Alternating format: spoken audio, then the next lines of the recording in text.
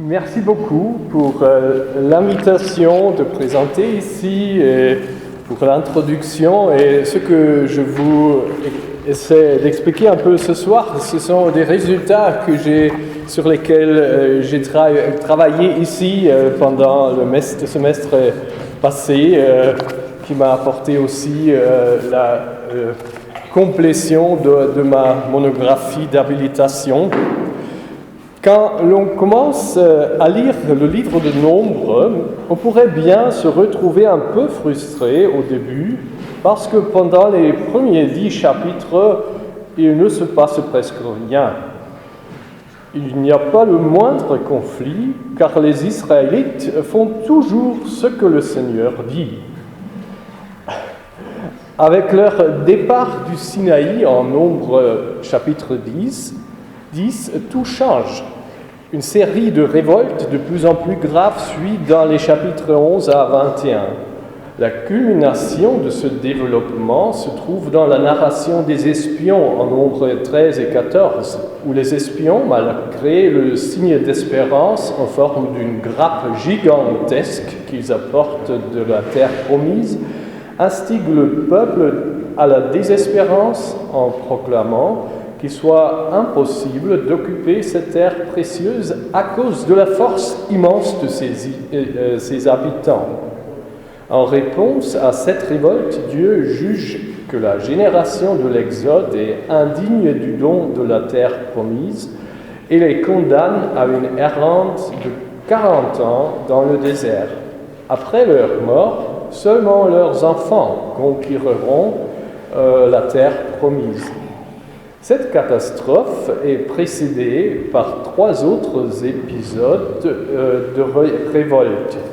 Il s'agit de l'épisode de Tabera et de celle d'Écaille en Nombre 11, qui illustre la tendance du peuple de se plaigner sans raison, et de la révolte de Myriam et Aaron contre l'autorité de Moïse en Nombre 12. Dans ce contexte, l'histoire d'Écaille ne raconte pas seulement que les Israélites demandent de la viande parce qu'ils ont marre de la manne, malgré la bonne qualité de cette nourriture sous les conditions du désert. Mais on y trouve aussi une réaction sans précédent de la part de Moïse, qui se plaignent vivement que le Seigneur le maltraite.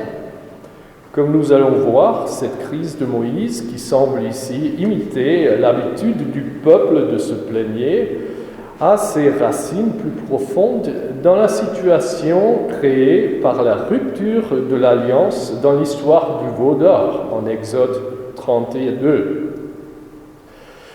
L'action de l'histoire d'Écaille commence par un groupe de non-israélites appelés Hassaf-Souf Asher Bekirbo, le ramassis de gens entre eux.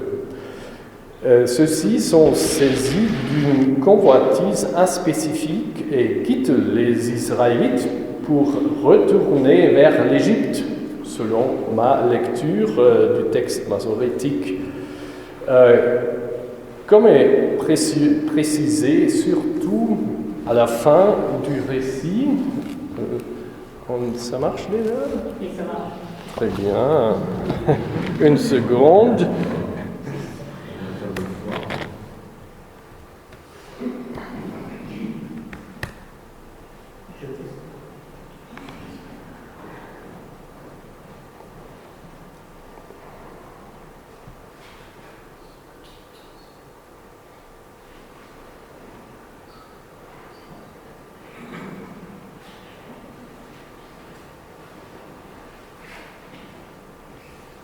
Ah, ça a l'air bien. Très bien. Alors, je laisse ça encore un instant. Ensuite, Le premier bouton. ça fait rien. Ce sera le texte de la plainte de Moïse qui nous intéresserait dans peu de temps. Alors, je continue. Donc, ce ramassis de gens quitte les Israélites. comme est précisé surtout à la fin du récit, en verset 34, la convoitise du ramassis se révèle comme infectueux.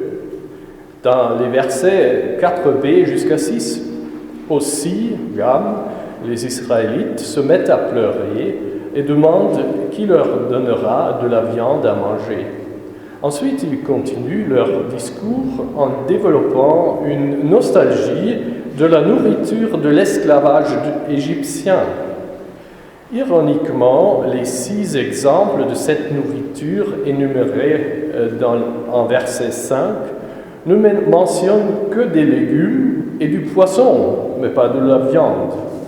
Ainsi, le texte signale déjà ici que le désir de la viande est plutôt une sorte de prétexte pour justifier un comportement hystérique qui exprime un mécontentement fondamental sans raison. Les Israélites ne souffrent pas de faim. Leur plainte qu'il en manque de tout sauf la manne devant nos yeux montre que la manne est bien à leur disposition. La critique est lancée contre la monotonie du menu quotidien. Or, les versets 7 jusqu'à 9 expliquent bien que la manne était une nourriture précieuse pendant la marche du désert. Elle était nourrissante et agréable comme un gâteau d'huile. Le désir de manger de la viande du désert est ainsi caractérisé comme une folie. Les bœufs, moutons et chèvres que les Israélites amènent quand même sont trop précieux pour les tuer et manger d'un seul coup.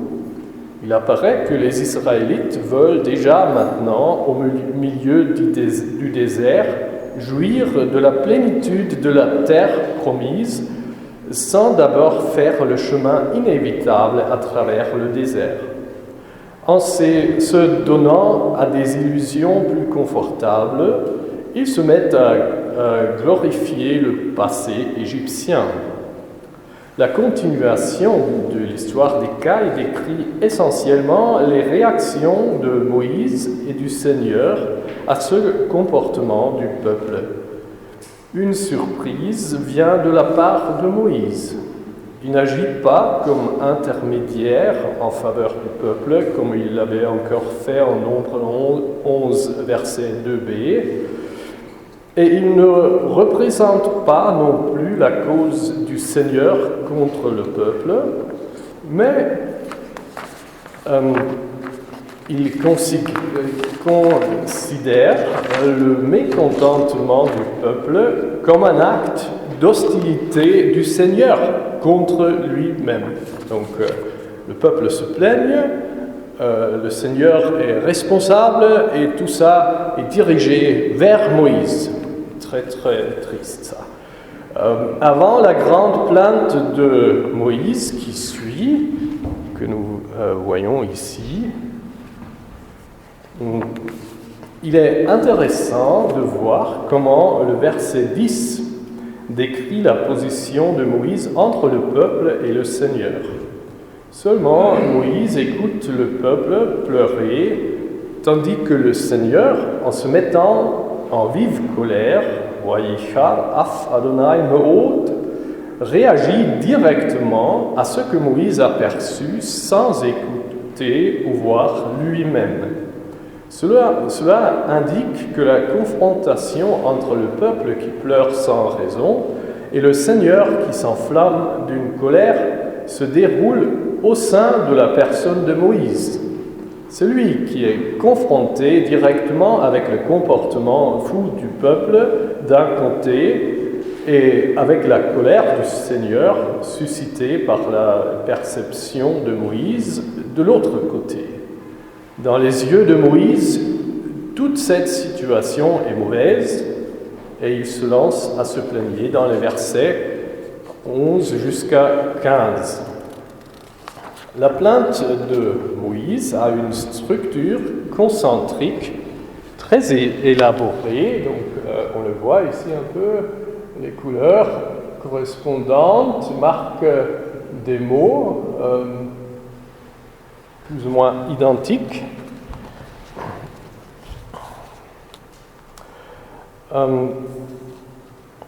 Au centre, on trouve les versets 12 et 13, c'est ici le centre, qui concerne la question qui est responsable du peuple. En posant des questions, Moïse exprime que ce n'est pas lui qui est conçu ou donné naissance à tout ce peuple, Kol Ha'am Hazeh, mais le Seigneur. Verset 12a. À cette responsabilité parentale du peuple encore jeune correspond l'obligation de le nourrir, donc aussi de répondre à son désir de manger de la viande. Moïse refuse d'accepter cette responsabilité, voir verset 13, parce qu'il n'a simplement pas de la viande pour tout ce peuple, le Kol Ha'am Hazeh. Alors tout ce peuple, et sans ajouter, comme nous l'avons ici, sans ajouter un dérivat de Nassa. Nous le verrons plus tard.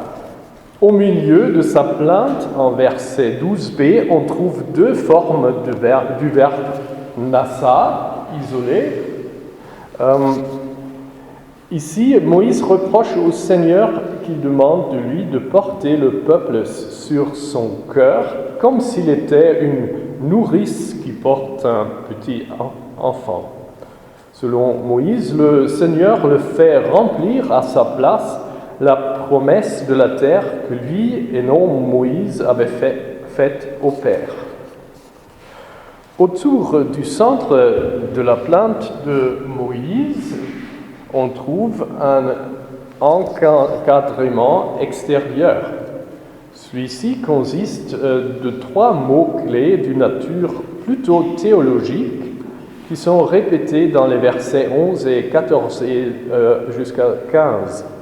Moïse commence sa plainte en verset 11a en demandant au Seigneur pourquoi il lui a fait du mal. Lama hareota l'abdecha, à ton serviteur, il dit. Évidemment, il ne s'intéresse pas ici d'apprendre des raisons pour lesquelles on lui fait du mal, mais il s'agit d'une manière d'exprimer le reproche que le Seigneur lui fasse du mal sans aucune raison. Le verbe hareota, tu as fait du mal, est une forme iphile de la racine ra'a. En verset 15b, donc à la fin de sa plainte, Moïse reprend le sujet du verset 11a en déclarant qu'il ne veut plus voir son malheur,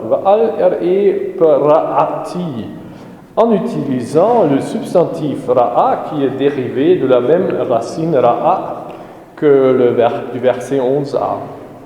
La première question en verset 11 est suivie par une deuxième question où Moïse demande pourquoi il n'a pas trouvé grâce dans les yeux du Seigneur. Lama lo matzati chen be'enecha. La phrase matza chen be'ena est née de quelqu'un et trouver grâce dans les yeux de quelqu'un est utilisée une deuxième fois vers la fin du discours de Moïse en verset 15a. Là, il résume d'abord la plainte sur son malheur. De manière extrême et provocative, il propose que si le Seigneur continue de le traiter de la manière critiquée, il préférera d'être tué. C'est 15a, alpha et bêta. Ensuite, il introduit une autre condition en expliquant que s'il a néanmoins trouvé la grâce dans les yeux du Seigneur, il ne veut plus voir son malheur. La question posée en verset 11b, pourquoi Moïse n'a pas trouvé grâce dans les yeux du Seigneur, et l'ultimatum selon verset 15 par lequel Moïse demande un meilleur traitement forme une argumentation cohérente qui progresse de la constatation d'un mal infligé sans raison vers la demande vive de le changer. Il y a dans ce texte, je suis bien conscient, toujours certaines questions de linguistique que je ne vais pas traiter en profondeur parce qu'on n'a pas le temps, mais si quelqu'un de vous a des questions, on peut bien les discuter après.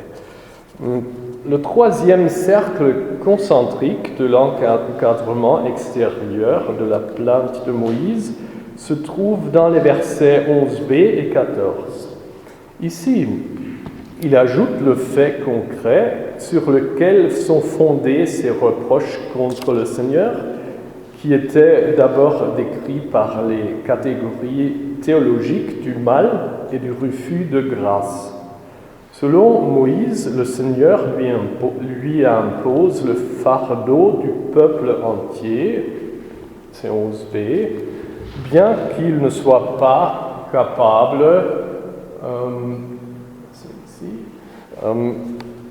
de porter ce poids lourd à lui seul.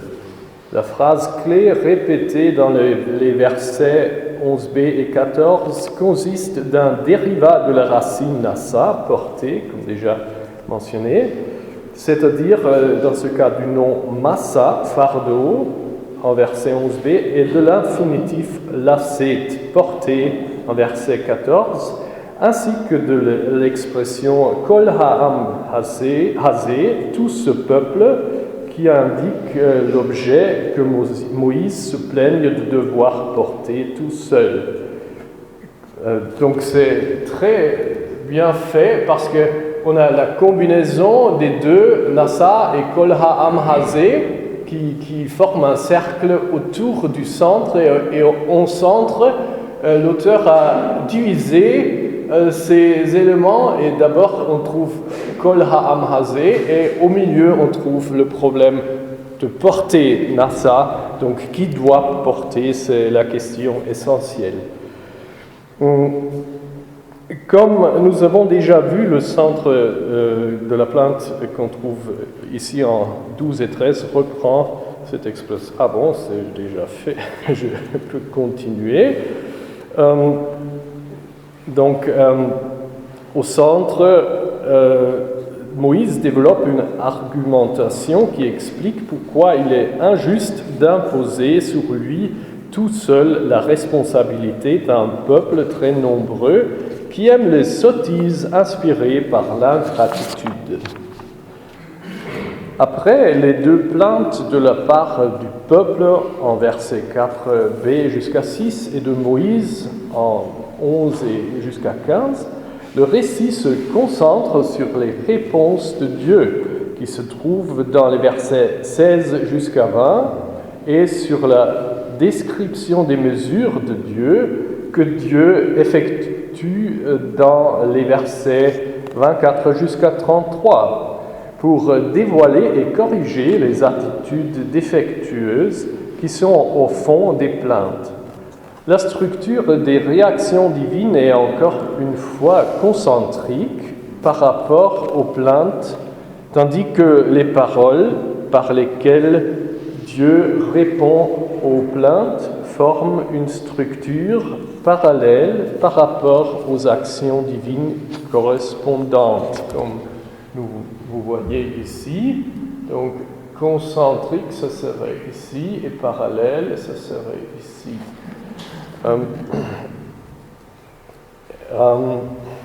Ainsi, le Seigneur donne d'abord une réponse à la plainte de Moïse dans les versets 16 et 17, en annonçant qu'il va transférer une partie de l'esprit de Moïse sur 70 aînés que celui doit choisir selon sa connaissance du peuple.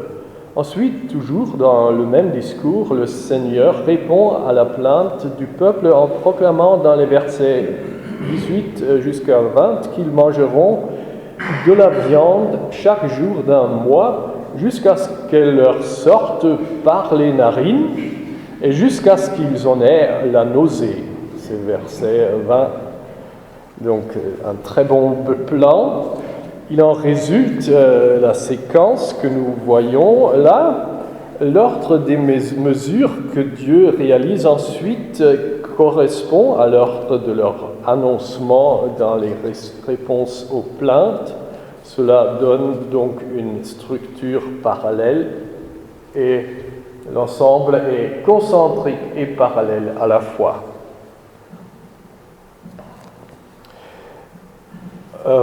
Et il est bien à noter qu'il y a toujours une modification dans la réalisation des mesures annoncées. Sur ça, je dirais quelque chose encore plus tard. Qu'est-ce qu'on peut penser des plaintes du peuple et de Moïse ? Il est caractéristique de l'histoire des Cailles que chacun qui se plaigne contre le Seigneur, soit le peuple, soit Moïse lui-même, reçoivent ce qu'il désire. Moïse, qui se plaigne d'être tout seul, chargé du fardeau du peuple, obtient des compagnons qui partagent son esprit. Les Israélites qui dédaignent la manne et demandent de la viande voient leur camp couvert d'une telle masse de cailles qu'on a du mal à sortir du lieu du miracle. Il en faut toute une journée de marche à pied en toute direction, verset 31, pour revoir de la terre nue qui ne soit pas couverte d'oiseaux. Dans les deux cas, le remplissement des souhaits du peuple et de Moïse s'avère ambigu, comme nous verrons encore. En ce qui concerne le peuple, il apparaît comme une folie évidente d'exiger de la viande comme nourriture principale pour tous au milieu du désert, comme j'ai déjà expliqué. La viande est une nourriture extrêmement chère à l'époque et le fait que l'énumération nostalgique de la nourriture égyptienne par le peuple ne mentionne pas de viande mais seulement du poisson montre que la quantité nécessaire pour cette demande n'est même pas disponible dans un pays bien fertile comme l'Égypte, tant moins au milieu du désert. Néanmoins, la continuation de la narration montre que le Seigneur n'a aucune difficulté de procurer de la viande en excès pour tous, même au désert. La plainte de Moïse, par contre, semble beaucoup plus raisonnable que celle du peuple. Il est vrai que la responsabilité du grand peuple qui compte 6100 hommes selon verset 21 et qui incline à se comporter sans raison, que le fardeau de ce peuple est bien lourd sur les épaules d'un seul chef, d'autant plus qu'Aaron, qui devrait soutenir Moïse, est complètement absent dans le chapitre 11. Or, en même temps, il apparaît que Moïse a oublié le Seigneur, qui lui a promis depuis sa vocation d'être avec lui, voir Exode 3, verset 12, Ehyeh Imach, et qui, par sa présence édifiante et son pouvoir divin, est capable d'apporter à Moïse toute aide dont il pourrait avoir besoin. En effet, dans sa plainte, Moïse reproche au Seigneur de l'avoir complètement abandonné, bien que ce dernier, le Dieu d'Israël, ait créé le peuple et lui ait fait des promesses. Moïse se voit obligé de résoudre les problèmes liés avec le gouvernement du peuple tout seul. Bien qu'il se plaigne de cette situation, il est bizarre que Moïse n'attend aucune solution ou aide de la part de Dieu, malgré l'histoire de salut précédente. Cela se montre surtout dans les objections que Moïse fait dans les versets 21 et 22 contre le plan du Seigneur de faire le peuple manger de la viande tous les jours d'un mois jusqu'à la nausée. À son avis, le peuple est trop nombreux pour que le Seigneur puisse leur procurer une quantité suffisante de viande. En posant une question rhétorique, il demande en verset 22b, « Tous les poissons de la mer, si on pouvait les pêcher pour eux, leur suffirait-il » Les implications de cette question sont deux. La première souligne qu'il n'est pas possible de pêcher tous les poissons de la mer pour les donner au peuple. Du point de vue humain, cela est bien évident, mais il est aussi clair que Moïse néglige ici entièrement le fait qu'il parle avec Dieu, qui est le Créateur et Seigneur de tous les êtres vivants, et qui a démontré multiples fois pendant l'Exode, surtout dans le récit des fléaux en Exode 7 jusqu'à 12, sa souveraineté sur toute créature. Par exemple, il s'est montré comme maître de l'eau de Nil et ses poissons en chapitre 7, des grenouilles aussi en 7 et 8, des moustiques en 8, des vermines, etc. En Nombre 11, versets 21 et 2, Moïse ignore ces épreuves du pouvoir divin et montre un manque de foi sans parallèle. La deuxième implication de la question de Moïse, en verset 22, est que tous les poissons de la mer ne soient pas suffisants pour nourrir le peuple israélite parce qu'ils sont trop nombreux.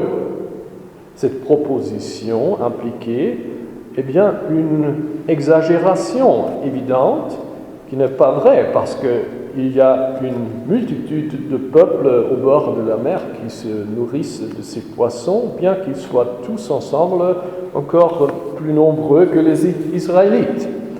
Il se révèle donc ici une tendance de Moïse de nier les possibilités qui sont à la disposition de son Dieu. En plus, on observe dans ce dialogue entre Moïse et Dieu une sorte de compétition bizarre en tant que tous les deux insistent de se trouver au milieu du peuple, Bekerev. On le trouve dans les versets 20 et 21. Donc 20, ce serait ici. La fin, ici, la fin du discours du Seigneur. Tout cela parce que vous avez rejeté le Seigneur qui est au milieu de vous. Après que Dieu a constaté ça, et il a constaté là aussi que le peuple, en glorifiant l'esclavage en Égypte, l'a rejeté.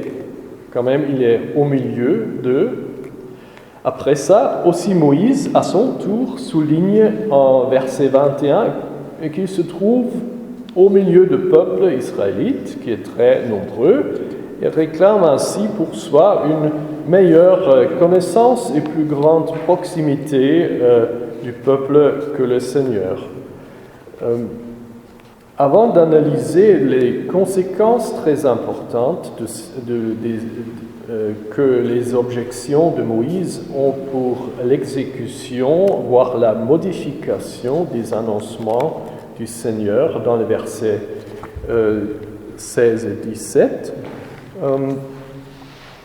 la situation inhabituelle d'une certaine opposition entre Moïse et le Seigneur pose la question: quelles circonstances ont provoqué cette crise de Moïse?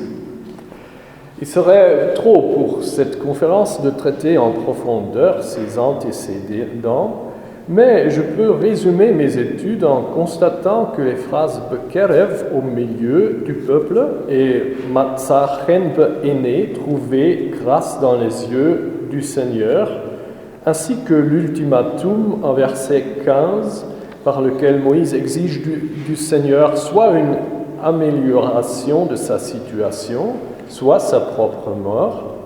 Tout ça réfère à Exode 32, verset 30, jusqu'à 34, verset 9. où ces phrases se trouvent fréquemment. Donc, ça réfère aux textes qui suivent le récit du veau d'or, où les Israélites commettent une rompure éclatante de l'alliance en fabriquant et vénérant un idole. Ce péché enflamme la colère du Seigneur, Exode 32, verset 10, comparé Nombre 11, versets 10 et 33. Et le Seigneur propose d'exterminer le peuple et de faire de Moïse une grande nation. Donc une sorte de reset, de nouveau à partir d'Abraham.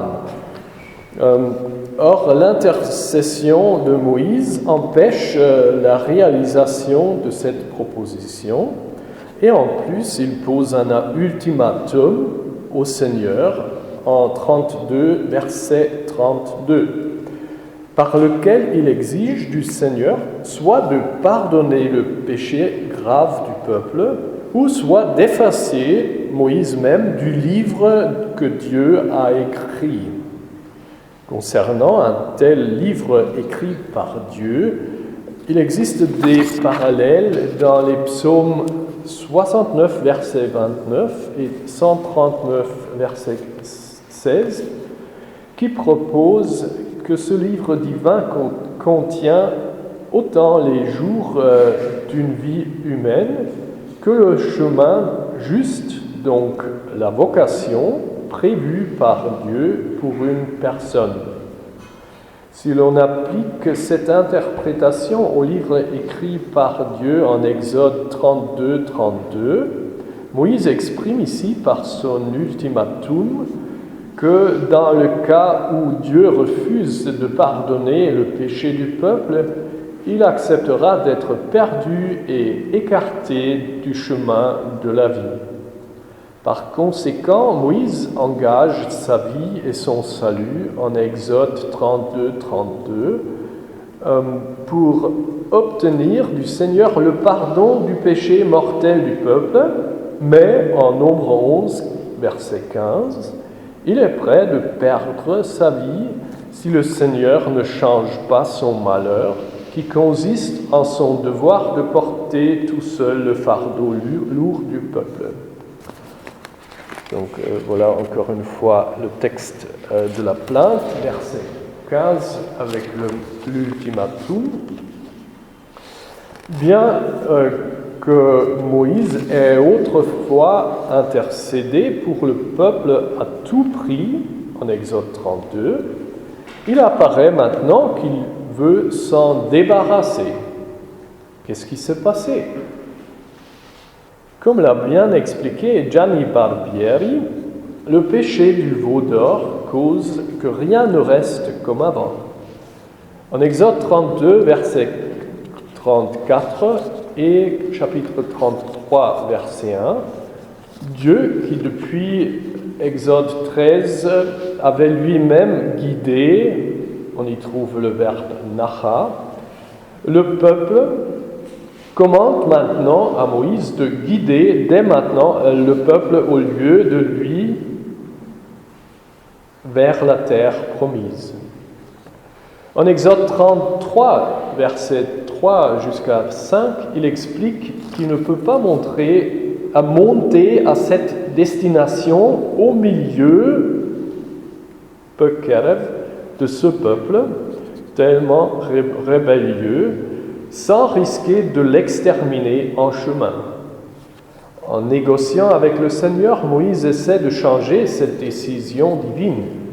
En réponse, Dieu l'assure en Exode 33, 12 jusqu'à 17, qu'il a trouvé grâce à ses yeux d'une mesure extraordinaire, mais néanmoins la distance qui vient d'être établie entre le peuple d'Israël et son Dieu doit rester telle qu'elle.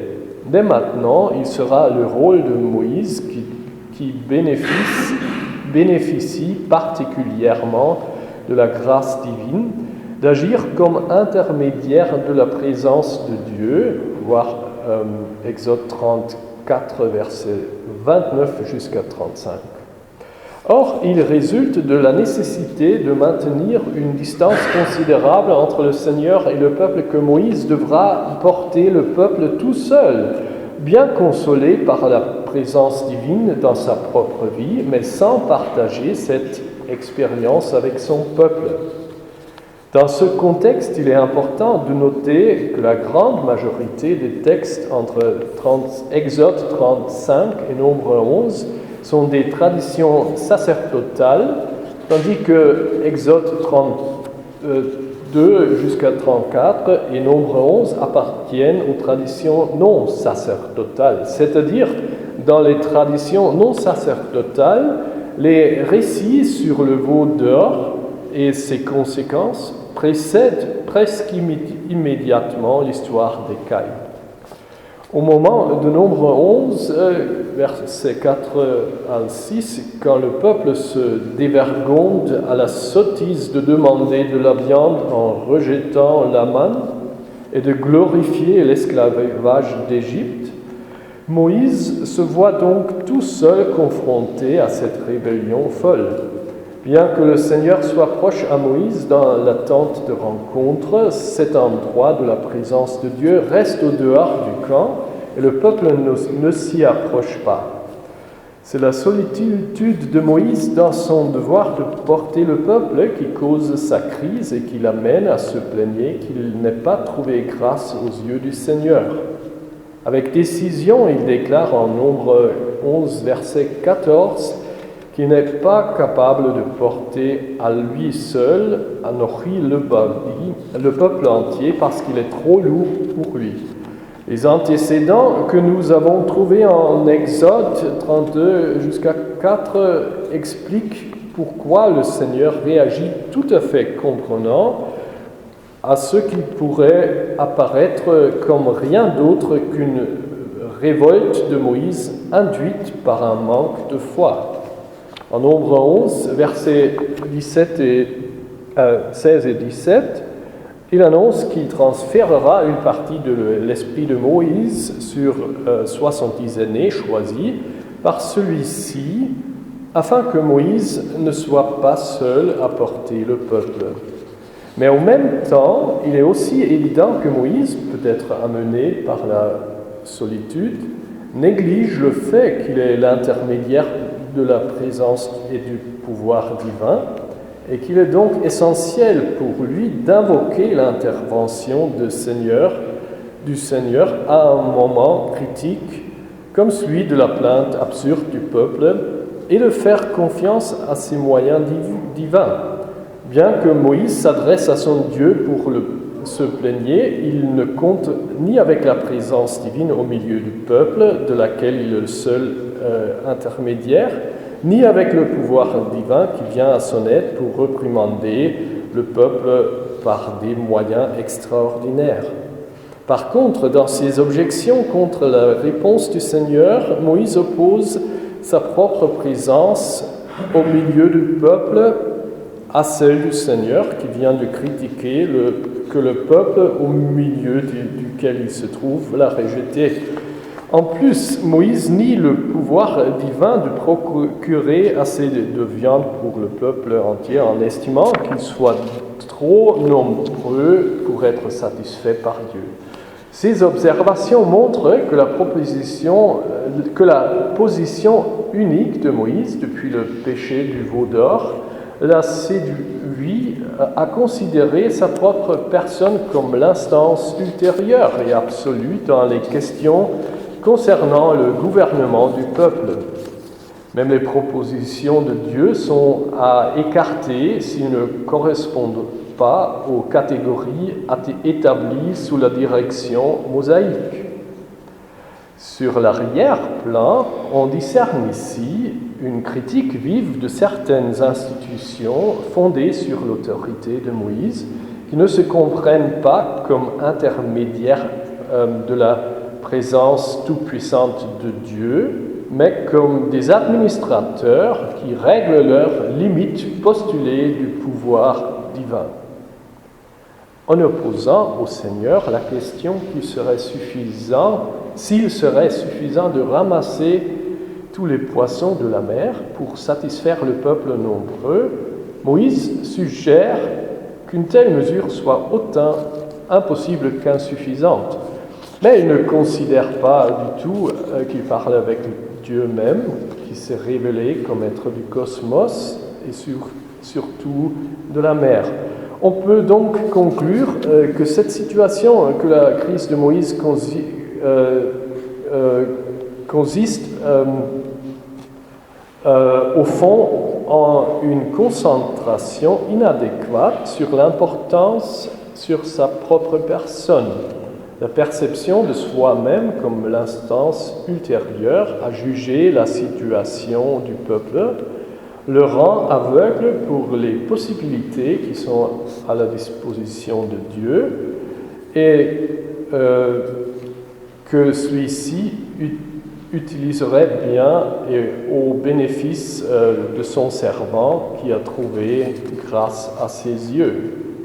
La réaction de Dieu à la plainte de Moïse confirme cette interprétation. D'abord, il est important de noter que Dieu prend le problème de la solitude de Moïse au sérieux. Il conclut sa réponse à la plainte de Moïse en verset 17 en indiquant le but de la vocation de 70 aînés comme assistant de Moïse. Et toi, tu ne serais pas seul à le porter. Donc, la solitude comme problème à résoudre.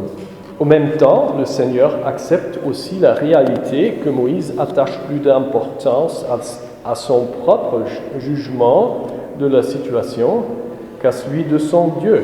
Par conséquent, les aînés qui auront la vocation de soutenir Moïse ne sont pas élus par Dieu, comme il est l'habitude dans d'autres cas de vocation particulière, mais par Moïse lui-même, voir versets 16, 17 et 24 et 25. Or, l'effet de cette ordination des aînés est bien désillusionnant.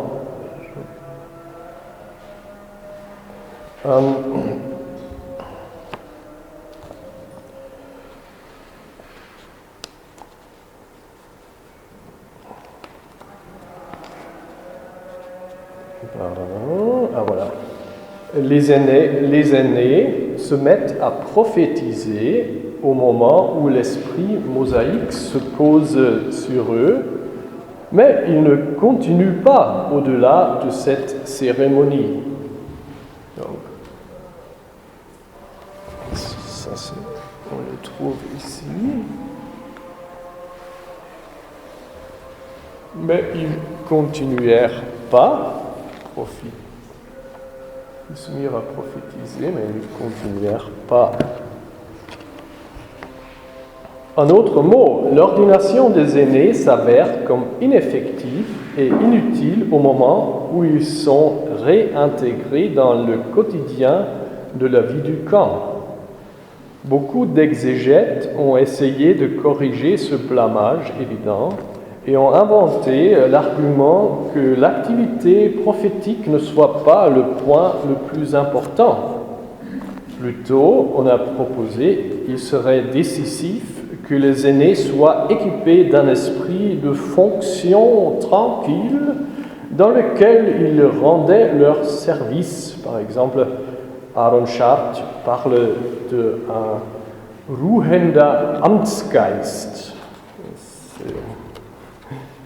Cette argumentation ne me convainc pas parce qu'il n'existe aucun passage dans le Pentateuque où ce conseil de 70 aurait rendu le moindre service à Moïse, malgré toutes les difficultés à suivre. Par contre, par le don d'une partie de l'esprit mosaïque aux 70 aînés, le Seigneur poursuit un but tout à fait ironique pour remédier à la concentration inadéquate de Moïse sur sa propre personne, en distribuant non pas l'esprit divin, mais celui de Moïse sur les aînés. Dieu agit comme un servant de Moïse qui on a d'autres qui en a choisi, qui a choisi les candidats. En même temps, déjà l'acte de transférer une partie de l'esprit de Moïse à d'autres personnes indique que dans la situation donnée, cet esprit humain a besoin d'être distrait de sa propre personne et orienté vers les autres. En plus, par cet acte, le Seigneur met l'esprit de Moïse à l'épreuve pour voir si celui-ci est vraiment capable de renouveler l'esprit du peuple qui a perdu son orientation vers le but supérieur de la terre promise pour suivre une convoitise. Le résultat ne laisse aucun doute. Pris tel quel, l'esprit humain de Moïse n'a qu'un effet absolument temporaire. Le don de prophétiser se perd tout de suite. Néanmoins, le Seigneur n'a pas oublié de créer une aide pour Moïse, ainsi que la solitude soit remédiée. Pendant que la cérémonie concernant les 70 aînés, qui se déroule à côté de la tente de réunion, pendant cette cérémonie, 2 hommes appelés Eldad et Médad sont restés dans le camp et ils reçoivent aussi le don d'un certain esprit. Cet esprit est reconnu par rien d'autre, personne d'autre que Moïse lui-même, comme le véritable esprit du Seigneur. Ainsi, il se réjouit en verset 29, je cite, « Si seulement tout le peuple du Seigneur devenait un peuple de prophètes sur qui le Seigneur aurait mis son esprit. » Verset 26 note sur ces 2 hommes qui sont, je cite, entre ceux qui étaient inscrits. Puisque Moïse rassemble les 70 aînés qu'il a choisis sans fixer leur nom en écrit, il convient de comprendre le fait que leurs noms sont inscrits comme référence au livre écrit par Dieu, où sont inscrits les jours et les chemins des hommes qui le suivent. Comme nous avons vu, Moïse a parlé de ce livre en Exode 32, un texte qui est proche de Nombre 11 dans la tradition non sacerdotale. Donc, Eldad et Médad sont inscrits dans le livre du Seigneur qui les a élus, tandis que les 70 aînés sont choisis par Moïse. Le don de l'Esprit du Seigneur a pour effet qu'Eldad et Médad prophétisent dans le camp, c'est-à-dire au milieu du peuple. Ils sont indépendants de Moïse. Josué y voit évidemment une perturbation de l'ordre propre et demande de Moïse d'interdire leurs activités prophétiques. Mais la thérapie du Seigneur avec le but de curer Moïse de la concentration sur sa propre personne prouve déjà ses effets, et Moïse reconnaît, comme déjà vu, en Eldad et Médad le véritable support dont il a besoin. C'est la prophétie indépendante et inspirée par l'Esprit de Dieu qui est capable de porter avec Moïse le peuple de manière que sa fardeau ne pèse pas sur Moïse tout seul. Il correspond à ce rôle positif d'Eldad et Médad que leurs activités prophétiques ne s'épuisent pas après peu de temps. En effet, ils continuent à prophétiser pendant toute la scène où Moïse est averti du phénomène et discute avec Josué en versets 26 jusqu'à 9. Et contraire au cas des 70 aînés, le texte ne dit pas qu'ils s'arrêtent.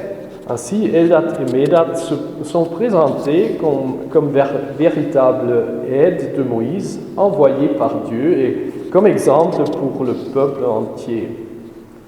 Il est intéressant d'observer que la solitude de Moïse, qui constitue un problème fondamental de l'histoire d'Écaille, est une variation particulière de la solitude de l'homme en Genèse 2. Les limites du temps ne permettent pas d'explorer les relations entre les deux textes en profondeur, mais il vaut la peine de noter une analogie structurelle importante. En Genèse 2, le problème de la solitude de l'homme et la motivation de Dieu de créer d'abord les animaux. Mais ce premier approche à une solution n'est pas encore satisfaisant. Pour cette raison, Dieu fait une deuxième approche et crée la femme, dans laquelle l'homme reconnaît une partenaire équivalente parce qu'il voit en elle la chair de sa chair. Comme nous avons vu dans l'histoire des Caïs, Dieu choisit aussi deux approches pour résoudre le problème de la solitude de Moïse. Le premier, les 70 aînés, n'apporte pas encore la solution, tandis que le deuxième, Eldad et Médad, est entièrement satisfaisant. Une différence importante est que la chair, ou bien la viande, basar en hébreu, qui constitue la base de la solution en Genèse 2, est par contraire une cause du problème de Moïse en Nombre 11. Pour opposer la convoitise de la viande, un don de l'esprit est nécessaire. Mais dans le domaine de l'esprit, l'assemblée des 70 aînés qui partagent le même esprit humain, celui de Moïse, ne résulte pas comme aide adéquate pour Moïse. Moïse ne tue pas, finalement, c'est de l'esprit de mon esprit. Plutôt, les aînés s'arrêtent bientôt avec leur boulot. Une vraie solution, par contre, vient des personnes qui ont le don de l'Esprit de Dieu. Après la vocation d'Eldad et Médad, le Seigneur répond au désir du peuple de manger de la viande au lieu de la manne. Ironiquement, il se sert d'un vent, d'un ruach, un substantif qui aussi signifie esprit, pour jeter sur le camp des Israélites une masse énorme de cailles qui couvre tout autour du camp dans un diamètre de 2 jours de marche à pied. Ce vent qui vient de la présence du Seigneur apporte les cailles de la mer. Voyant les cailles tomber du ciel, les Israélites se mettent à les ramasser pendant une journée, une nuit et une autre journée. À la fin, le butin de chacun est à plus ou moins, écoutez maintenant, 3000 litres par personne. Ce qui correspond à peu près à 100 fois la quantité de viande qu'un homme pourrait manger pendant un mois. Donc 1 litre chaque jour, c'est une bonne portion, je dirais. D'un côté, ce miracle énorme fait penser à un phénomène naturel. En automne de chaque année, de grandes nuées de cailles qui voyagent de l'Europe vers l'Afrique traversent la Méditerranée. À la fin de ce vol de distance énorme, elles sont souvent tellement épuisées qu'elles tombent simplement par terre. Le père Jean-Baptiste Humbert m'a raconté que les pêcheurs près de Gaza utilisent leurs filets à cette saison pour attraper les cailles par terre au lieu des poissons de la mer. Les cailles survivantes qui sont finalement arrivées en Afrique, elles retourneront vers l'Europe en printemps, donc bientôt. Bien que le miracle des cailles montre donc des correspondances assez précises à un phénomène naturel, on se demande pourquoi l'auteur de l'histoire de miracle donne précisément cette information que le Seigneur se sert d'un vent qui apporte les cailles de la direction de la mer, mais néglige le fait aussi important que cette direction de la migration des cailles ne s'observe qu'en automne. Donc la saison ne l'intéresse pas, bien que ça soit important. Pourquoi est-ce qu'il est tellement important pour notre récit que les cailles viennent de la mer? Ne serait-il pas de quelle direction les oiseaux arrivent, puisqu'il s'agit quand même d'un miracle et pas d'une description de la nature? À part de cette question, la fin de l'histoire pose encore d'autres problèmes qu'on a souvent observés. Pourquoi est-ce que le Seigneur change son premier plan de faire le peuple manger de la viande tous les jours d'un mois jusqu'à la nausée? Pourquoi est-ce qu'il jette tout d'un coup 100 fois plus de viande sur le camp que serait nécessaire pour la réalisation du plan original? Ces questions se solvent au moment où on considère l'effet des doutes que Moïse avance en versets 21 et 22, nous l'avons vu, contre l'habilité du Seigneur de réaliser son plan original. Il est frappant que la mer n'est mentionnée que 2 fois dans notre texte, et ce, comme nous l'avons vu, en verset 31 et en plus en verset 22, où Moïse fait objection contre l'intention du Seigneur de donner au peuple plus de viande qu'ils sont capables de digester. Il doute ici que les poissons de la mer, si l'on serait capable de les ramasser, soient suffisants pour le peuple nombreux. Ces doutes fondamentaux de la part du chef d'Israël, qui mettent en question la souveraineté et le pouvoir divin du Seigneur, n'exigent-ils pas d'urgence d'être refutés par une grande épreuve qui démontre de nouveau que le Seigneur est le Dieu de l'univers et aussi le Créateur de la mer et de ses poissons? Si déjà le chef d'Israël doute de la divinité du Seigneur, qu'est-ce qu'on pourrait encore attendre de la part du peuple? Le Seigneur résout ce problème en changeant son plan original, ainsi que le miracle de viande ne répond pas seulement à la plainte du peuple, mais aussi et tout d'abord aux objections de Moïse. La quantité des cailles qui viennent de la mer est tellement énorme qu'elle représente symboliquement l'équivalent de tous les poissons de la mer.